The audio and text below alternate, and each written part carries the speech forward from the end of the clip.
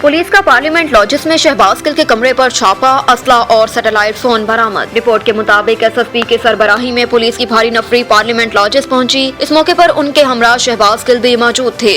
उन्हें हथकड़ियों में लाया गया।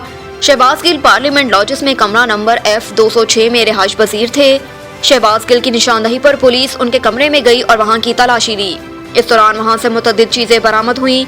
कमरे से बरामद होने वाली चीजों में एक लोडेड रिवॉल्वर भी शामिल है, जिसके मुतालिक शहबाज गिल का कहना था कि उन्हें उसके मुतालिक इल्म नहीं और उन्होंने ये रिवॉल्वर कभी नहीं देखा। उनके पास AK-47 राइफल है जिसका लाइसेंस है। इमरान खान के खिलाफ तौहीन अदालत केस, कोर्ट रूम के बाहर काज लिस्ट आवेजा। अदालत ने रजिस्ट्रार के नोट पर मामले का नोटिस ले लिया और उसके लिए लार्जर बेंच तश्कील दे दिया गया। हाई कोर्ट के तमाम जजेस ने मुशावरात के बाद इमरान खान को तौहीन अदालत का नोटिस जारी करने पर इत्तफाक किया। जस्टिस मोहसिन अख्तर कयानी की सरबराही में 3 रुकनी लार्जर बेंच केस सुनेगा, जिसमें जस्टिस मियां गुल हसन औरंगजेब और जस्टिस बाबर सतार भी बेंच का हिस्सा हैं। इमरान खान के खिलाफ तौहीन अदालत केस की काज लिस्ट कोर्ट रूम के बाहर अवेजा कर दी गई, जबकि इस केस में एडवोकेट जनरल इस्लामाबाद को भी अदालत तलब किया गया है।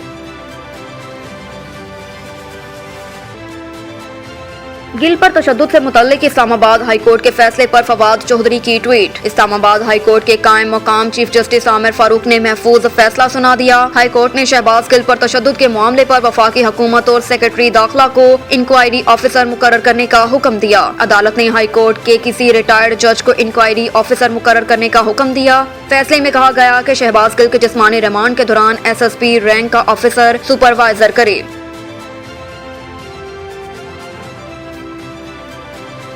फैसले में कहा गया कि शहबाज गिल के जिस्मानी रिमांड के दौरान SSP रैंक का ऑफिसर सुपरवाइज करे और निगरान ऑफिसर इस बात को यकीनी बनाए कि रिमांड के दौरान शहबाज गिल पर कोई तशद्दुद न हो। एक शख्स फौज, पुलिस और जज को धमकियां देता है, इदारों और हुकूमत को रट कायम करनी पड़ेगी। तर्जुमान बिलावल हाउस के मुताबिक साबिक सदर आसिफ जरदारी से सिंध के वज़रा ने मुलाकात की, जिसमें सूबे में बारिशों की सूरत हाल पर गौर किया गया, जबकि इस दौरान मुल्क की मजमूई सियासी सूरत हाल पर भी बात की गई। आसिफ जरदारी ने कहा कि चारों सूबों में बारिशों के बायस हंगामी सूरत हाल का सामना है। चारों सूबों में मुतासरीन की निगाहें हमारी तरफ हैं, लिहाजा सबको सियासत छोड़कर सिर्फ मुतासरीन की तरफ तवज्जो देनी चाहिए।